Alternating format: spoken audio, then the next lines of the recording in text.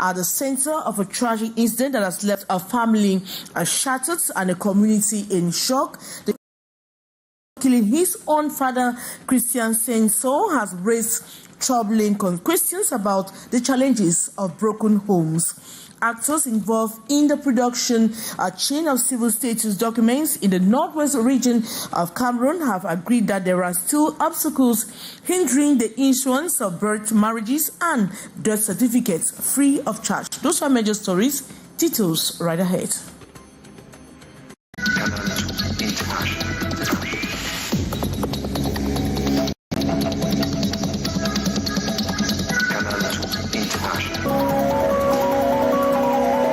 Where 11-year-old artists and a community in shock since about the challenges of broken Saleh Sherifa. The story begins with the separation of the parents. Christian's son grew up with his mother in the Ngoku neighborhood of Bafoussam after the couple parted ways a decade ago. For years, the mother, overwhelmed by the challenges of single parenthood, tried to raise the boy alone. She described him as a difficult child, stubborn at home, but one she sought to nurture despite the odds. It's been 10 years since the separation happened. I lived with the children alone. I rented a house. We lived together. In the meantime, I raised children for 10 years. The child was stubborn at home. Feeling unable to manage the boy, she eventually entrusted him to his father 6 months ago. A respected community figure, Christian took on the responsibility, enrolling his son in primary school and trying to provide a stable environment. However, the boy's teachers noted signs of emotional disturbance stemming from the family's fractured past. En couple, le père a sa place et la mère a sa place. In a family, the father and mother have their different places. When one is small, one is stubborn. But when there is a separation, it's difficult for the child. He spent years with the mother before joining his father recently. Mon adjoint occupait l'enfant a fait 6 mois avant mon adjoint. Despite these challenges, no one could have foreseen the tragic turn of events. While the exact circumstances remain under investigation, the crime has left family and community members searching for answers. I'm praying that the gods of this chieftaincy will show me the way. The death of Christian has plunged the village into mourning. The family has already laid him to rest, but the community. A prominent human rights brutal attack by gendarmes in Douala that was a week ago, which has left him battling with health concerns. He says the Cameroon Bar Association has deposited a complaint, but the investigation has yet to make progress. As we end the following story. One lawyer in Cameroon continues to battle with his health. Despite appearing physically well, the lawyer's health remains a concern, according to him. I am under medical treatment, but this time around it's at home because I was discharged from the hospital on the 29th. So I decided to go to a private clinic where I could feel more secured, and I'm still receiving medical attention from the doctor. The lawyer, who was arrested, beaten while assisting a client, was subjected to severe physical abuse. He says the Cameroon Bar Association has deposited a complaint, but the investigation has yet to make any progress. My statement has even already been recorded at the level of the Gendarmerie Legion in Douala, and the lawyer has expressed frustration over the lack of action, stating that the Bar Council's decision to meet the Secretary of State for Gendarmerie was a bad move. If it was the contrary, that maybe lawyers beat a gendarme, I'm sure these lawyers will have been in jail as we speak. The lawyer has also denied social media claims that he orchestrated the attack himself, labeling them as baseless and malicious. We need to be serious in this count. I don't know if people still have a sense of reasoning. So they want to tell me that, some even said I'm the one who took the videos. Why in that brutality? You see, these are maybe some cyber, to dish out this information. The Cameroon Bar Association has confirmed that the complaint has been deposited and that they are pushing for the investigation to speed up. The incident is not an isolated one, as lawyers in Cameroon have faced increasing harassment and intimidation in recent years.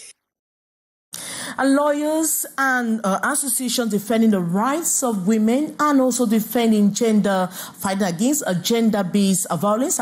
They were speaking at a conference today in Douala, and it's organized by a group of associations spearheaded by Griot. More in the following story.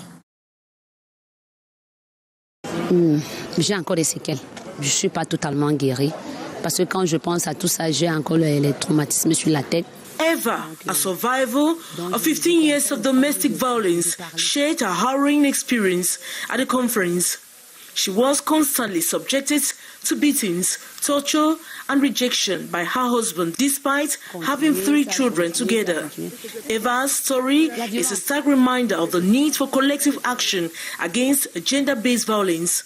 It's not a problem of one person. Everybody has to come together to end gender-based violence, meaning every fragment of society. In our homes, at every corner of society, at least someone is hearing about violence. We should pull them to denounce. The conference, which held December 6 and falls within the 16 days of activism against gender-based violence, aims to raise awareness and advocate for stronger laws to protect women in Cameroon. Même quand les lois existent, est-ce qu'elles sont appliquées? Even when the laws exist, they are not applied.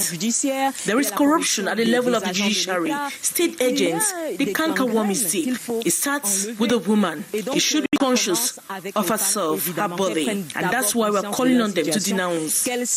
Lawyers at the conference sent a strong message calling on the government to protect women with laws that are applied and sanctions that are enforced. Il est temps pour les autorités. It is time for government to review its policies on the defense of women, because the current policies, I would say, are weak. I would say they are ordinary policies and ordinary laws, though not applied. And that's why my focus is on the judicial security of women. The associations spearheaded by Griot are calling on women to denounce gender-based violence and for society to stand together to fight feminicide. And we take you to Bamenda, the northwest region of Cameroon, where actors involved in the production chain of civil status documents have agreed that there are still obstacles hindering the issuance of birth, marriage, and death certificates are free of charge.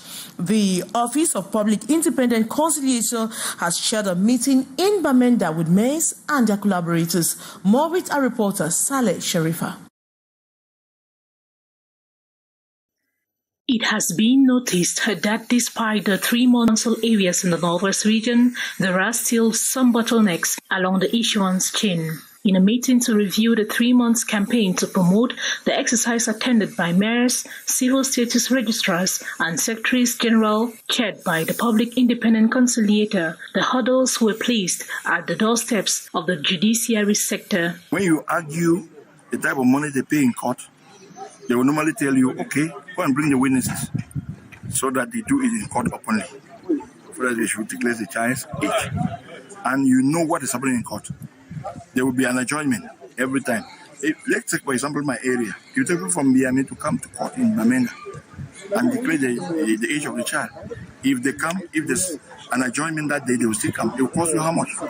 So you are now forced to give money. We've made a lot of progress in the Northwest to make it free, but there are still some pockets of resistance, and we wanted to sensitize mayors and civil status secretaries to make sure that they should issue these documents free. With the powers to propose legislature, this is one of the domains where the PIC office could come to play for government to render it effectively free. Meanwhile, in an earlier separate meeting still at the PIC office on same December 5, 2024, at the behest of municipal authorities, Tamfo Simon Fai chaired a meeting between mayors, their secretaries general, and municipal treasurers. The problem is that of collaboration, and we want to force the collaboration for these 3 authorities, because if they don't cooperate to work together, the council cannot run smoothly. The meeting followed reports of fictional relationships among 3 officials who called the shots in local council operations. To enhance matters, the PIC office for the first time held a meeting behind closed doors. And we take you to the Douala 3 subdivision in Cameroon's economic hub, where inhabitants are demanding the urgent rehabilitation of the Dakar roundabout. Over the past few months, navigating the area has become a nightmare, and inhabitants want the government authorities to rehabilitate the route. More with our reporter, Latu Cynthia. No one is spared from the deteriorating conditions. People with disabilities find it especially challenging to avoid the deep potholes. Movement around the Dakar roundabout has turned into a daunting task. Vincent de Paul, on his way to the Witiem police station, struggles as he maneuvers around the obstacles. For me, it must try to do it because when route they find, about my engine, any day I did for garage. The roundabout connects the Brazzaville, Ndokoti and Witiem police station neighborhoods, but the situation has worsened over the past few months. Encroachment onto the sidewalks is now a common sight, putting roadside vendors at constant risk and slowing down their businesses. We are ashamed to see our roads in this condition, especially with the festivities coming up. It's impossible to circulate freely, and our vehicles suffer frequent tire punctures because of the potholes. Road users are increasingly frustrated with the degrading condition of the road, which have already led to numerous accidents and damaged vehicles. Les risques d'accident, vraiment les trous nous surprennent. Et quand on travaille dans les trous, on est tellement fatigué. Just a few meters away, the Witiem faces a similar plight. Residents report that the attempts to address the problem have so far been ineffective. There was a time when straw was dumped here to fill the holes, but it didn't even last 2 weeks. It causes massive traffic jam, especially near the Madagascar market. Residents are now urgently calling for the rehabilitation of the area, hoping that timely action will prevent further damage and bring some relief to this crucial traffic hub. And Cameroon's healthcare system is under scrutiny as medical professionals and stakeholders convene in Douala today to tackle the nation's health challenges. The network of district doctors in Cameroon is championing for solutions to enhance healthcare services, advocating for improved medical care in healthcare facilities. Wonderful story. Cameroon's healthcare system is facing intense scrutiny as medical professionals and stakeholders gather to address the nation's health challenges. The network of health district doctors in Cameroon is proposing solutions to improve healthcare services, advocating for enhanced medical care in healthcare facilities. This year, the main theme is about innovation in the health system. Why innovation? Because our health system has many problems, actually.